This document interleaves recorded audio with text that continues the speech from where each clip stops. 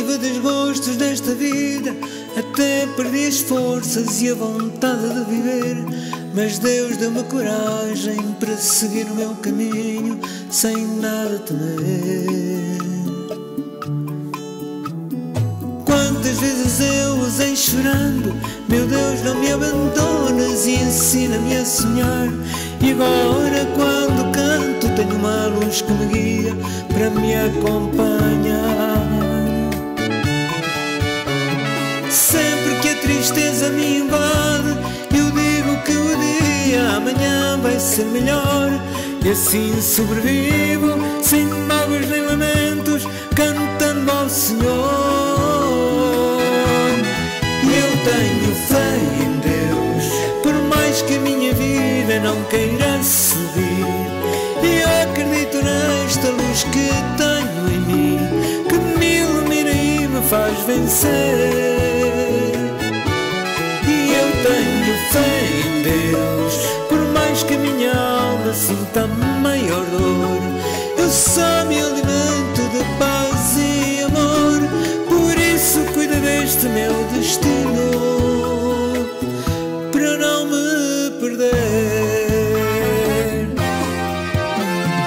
Já fiquei sem nada neste mundo, de tanto sofrimento o meu coração gelou, mas Deus apareceu mais uma vez para me dizer: vais ficar melhor. Quantas vezes implorei gritando: meu Deus, vem-me acalmar, que eu não consigo mais dormir. E logo a minha alma fica cheia de esperança, volta a ser feliz. Sempre que a tristeza me invade, eu digo que o dia amanhã vai ser melhor. E assim sobrevivo, sem mágoas nem lamento, rezando ao Senhor. Tenho fé em Deus, por mais que a minha vida não queira subir. Eu acredito nesta luz que tenho em mim, que me ilumina e me faz vencer. E eu tenho fé em Deus, por mais que a minha alma sinta maior dor, eu só me alimento de paz e amor. Por isso cuida deste meu destino, para não me perder.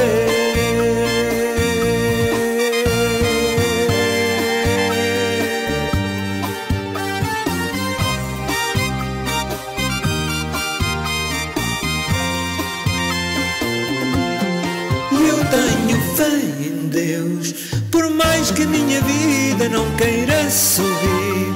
Eu acredito nesta luz que tenho em mim, que me ilumina e me faz vencer.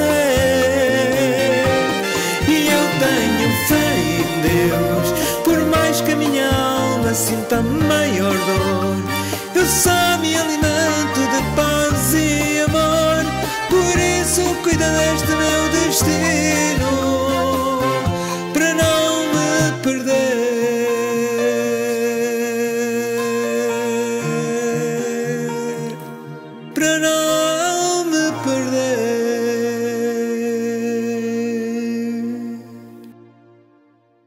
Muito bom domingo, caríssimos irmãos e irmãs. Mais uma vez estamos aqui nós reunidos neste domingo, o primeiro domingo do mês de fevereiro, para mais uma reflexão com o irmão José António. E neste domingo nós estamos a celebrar o 5º domingo do tempo comum. É um domingo que antecede já o grande período da Quaresma. Ainda teremos outro domingo, o 6º domingo do tempo comum, e depois entraremos no tempo da Quaresma.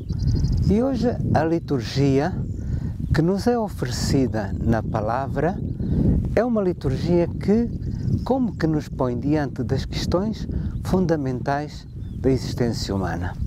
Quem somos, porque existimos e o porquê do sofrimento. Se o homem vive continuamente em busca da vida boa, então o porquê do sofrimento é uma questão que tantas vezes nos interpela e que nos mete diante até mesmo da nossa impotência em resolvermos este mistério? Porque é que nós não podemos evitar o sofrimento? Porque é que nós não podemos fugir ao sofrimento? E como nos devemos de colocar diante do sofrimento? No entanto, a palavra que hoje nos é apresentada também nos mostra que, apesar de todas as nossas limitações humanas, apesar de nossa contingência mediante a nossa biologia, ao nosso ser físico, nós temos Deus que está continuamente atento às nossas necessidades e que caminha connosco e que procura sempre a nossa felicidade. Na primeira leitura hoje nos é apresentado o livro de Job. Job é uma figura na Bíblia muito interessante, porque é o homem fiel, é o homem da fé. Job é aquele que nos é apresentado como um modelo de homem da fé, um modelo de homem fiel em cada momento. Um homem rico que tem tudo o que um homem deseja, tem uma família, tem propriedades, tem riqueza, tem amigos e é um homem justo, mas de um momento para o outro ele vê-se privado de todas estas coisas e vê-se humilhado na sua condição humana, vê-se privado da riqueza, vê-se privado da família, vê-se privado até da própria saúde. Então, mediante esta atitude, Job é questionado pelos seus amigos que estão assentes na antiga catequese judaica. Porque que mal é que tu fizestes, que pecado é que tu cometestes, para que Deus te esteja a castigar desta maneira. E apesar da sua revolta humana, apesar do seu sentir humano de debilidade e até mesmo de contestar algumas coisas, Job não desarma e manifesta que ele próprio, ele confia sempre em Deus e que aquele mal que ele agora tem, aquele mal que ele agora está a passar, é um mal que vai servir para um bem maior. Então, ele, em vez de se revoltar contra Deus, ele assenta a sua fidelidade, a sua confiança no amor de Deus. Eu sei que o meu Redentor vive. Eu sei que o meu Redentor virá ao meu encontro. Eu sei que o meu Redentor dará resposta à minha aflição. Então, ele centra a sua confiança no amor de Deus, porque ele sabe que, para além de toda aquela escuridão que está a passar, de todo aquele sofrimento que ele está a viver, Deus tem alguma coisa reservada para ele. Então, ele volta-se para Deus. Na segunda leitura, temos Saulo de Tarso, que se torna no apóstolo Paulo, o apóstolo dos gentios. E aqui, mais uma vez, encontramos Paulo em resposta a algumas dúvidas da comunidade de Corinto. O texto de hoje vem na sequência de uma questão que colocaram a Paulo nas comunidades helénicas. Os templos eram o lugar onde mais havia abatimento de animais, poderíamos até dizer, eram os maiores matadouros da época. E então, nesses templos, uma parte da carne era queimada como sacrifício aos ídolos, outra parte pertencia aos sacerdotes e uma terceira parte da carne era comercializada e as pessoas poderiam adquirir para consumir em suas casas. Então a questão da comunidade de Corinto era esta: será que nós podemos comer esta carne que foi sacrificada aos ídolos, uma vez que nós somos cristãos e que acreditamos no único Deus verdadeiro? Então, a resposta de Paulo é muito linear a esta comunidade e diz: olha, como nós não acreditamos em ídolos, nós podemos comer sem preocupação, não é? Mas, contudo, o critério que deve orientar a nossa escolha de comer ou não estas carnes é sempre o critério do amor. Se isso tornar causa de escândalo para aquelas pessoas que são menos fortes na fé, para aquelas pessoas que têm mais dificuldade em ver estas coisas com mais naturalidade, então é o critério do amor que deve decidir se devemos ou não comer esse tipo de carne. No entanto, a leitura de hoje centra-se sobre a missão de Paulo. Paulo não acha que a sua missão de evangelizar seja um privilégio, seja algo que o coloque em posição de destaque. Paulo diz mesmo: ai de mim se eu não evangelizar. Ai de mim se eu não evangelizar, porque é uma obrigação que ele recebe, iminente ou inerente ao dom que ele recebeu da misericórdia de Deus.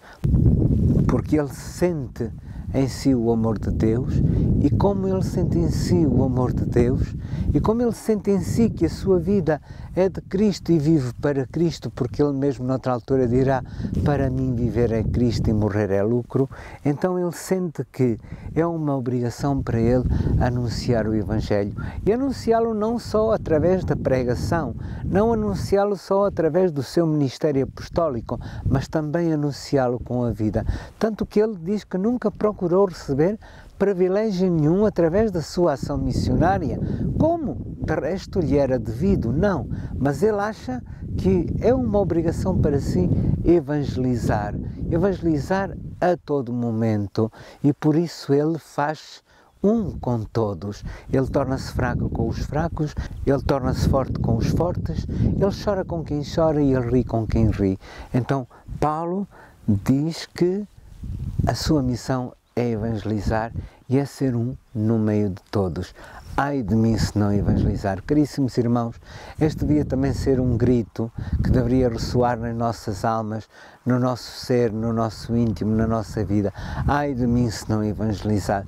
Se não evangelizar pelo testemunho, se não evangelizar pela maneira como eu me posiciono diante dos meus irmãos e diante do mundo que me rodeia.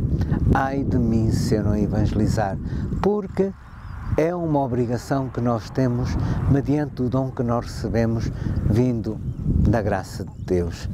No Evangelho, mais uma vez Jesus nos aparece em Cafarnaum.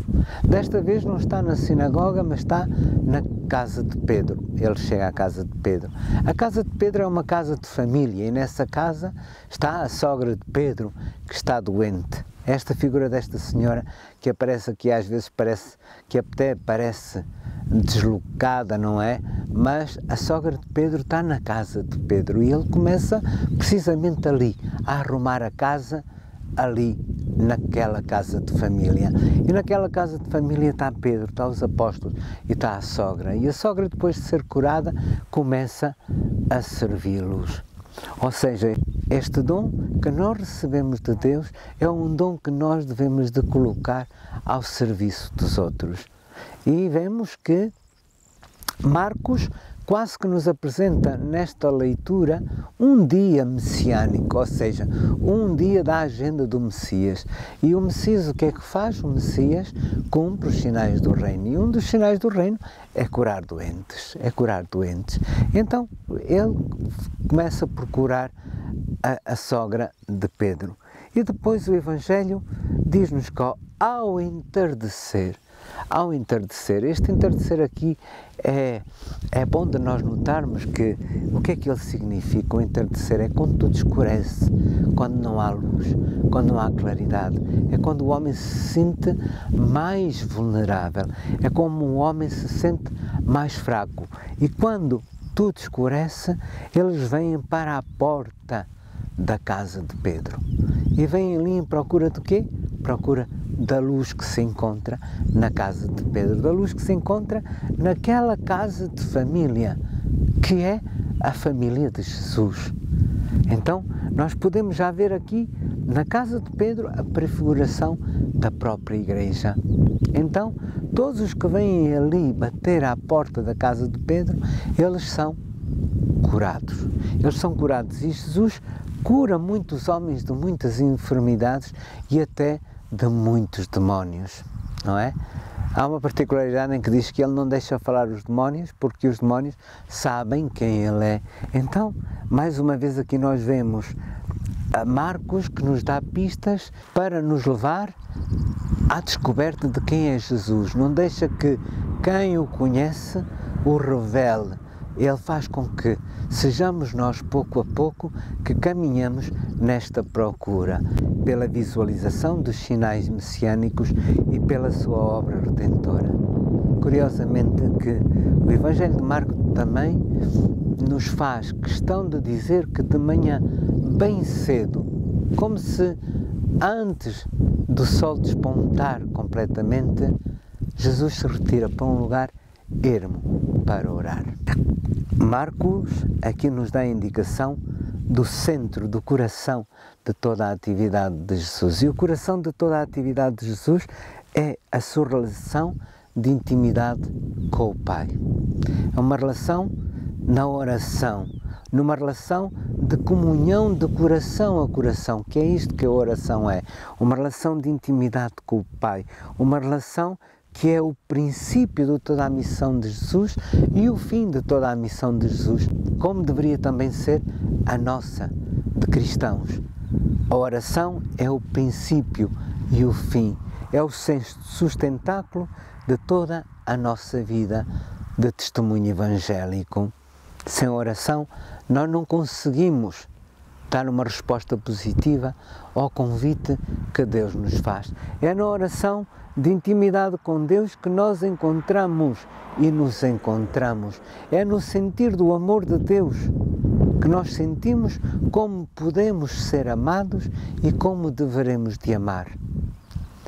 E Jesus, em muitos momentos do Evangelho, nós vemos que Jesus se afasta de toda a agitação, se afasta de tudo aquilo que o pode distrair, se afasta de tudo aquilo que o pode desviar da atenção de Deus para se encontrar com Deus na intimidade. Este é um apelo que o próprio Evangelho nos faz a nós, caríssimos irmãos, de nós nos encontrarmos com Deus para ganharmos esta força de continuar neste mundo a missão que Ele nos confiou. O Evangelho ainda refere que Pedro e os companheiros que vieram à sua procura e que lhe disseram: todos te procuram, todos os que estavam em Cafarnaum, todos aqueles que queriam usufruir daquele bem único. E então Jesus como que responde? Então vamos às aldeias vizinhas, vamos para outros lugares pregar e vamos levar esta boa nova, que foi para isso que eu vim.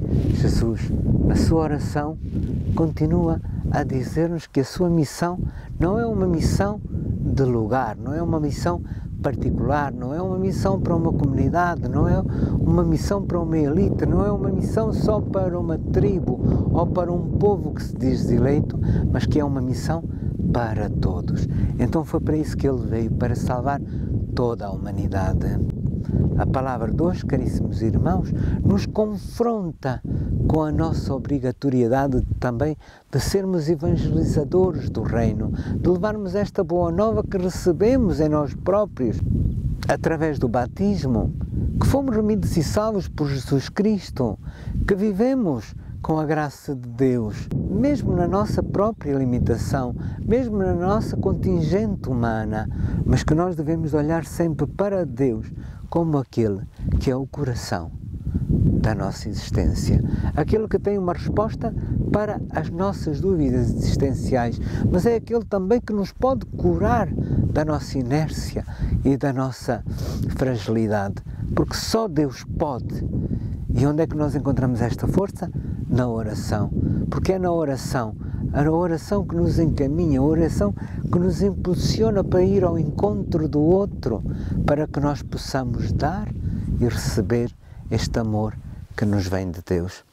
A palavra de hoje, caríssimos irmãos, continua a ser um apelo constante à descoberta de Jesus como nosso Messias e Salvador em todos os momentos da nossa vida, nos momentos mais felizes, nos momentos mais tristes, nos momentos de fortaleza, mas também nos momentos de fraqueza, mas com esta certeza única que o nosso Redentor vive, que Ele é a nossa força, que Ele é a nossa existência.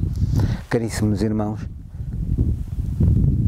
sintamos no nosso coração como sente Paulo: ai de mim se eu não evangelizar, ai de mim se eu não evangelizar na minha própria comunidade, ai de mim se eu não evangelizar na minha família, ai de mim se eu não evangelizar onde eu estou, onde eu frequento os meios sociais, ou na minha roda de amigos, ai de mim se eu não der testemunho daquilo que eu recebi no batismo, que foi a filiação divina. Para isso nós viemos e para isso aqui estamos, para anunciar que Jesus Cristo é o Messias, o nosso Salvador, e que nos deu uma vida em Deus, uma vida que é uma vida de felicidade. E por isso nós temos esta obrigatoriedade de anunciar o Evangelho, com palavras é certo, mas mais ainda com a vida. Por este domingo é tudo, caríssimos irmãos. Espero que a minha reflexão nos ajude a meditar e a pensar e a entregar-nos na oração, para que o Espírito também nos ajude a refletir sobre estas coisas e a dar luz sobre estas realidades que nos são propostas na Palavra de Deus. E aqui nos encontraremos no próximo domingo, se Deus quiser. Até lá, um bem-aja e um enorme abraço de paz e bem.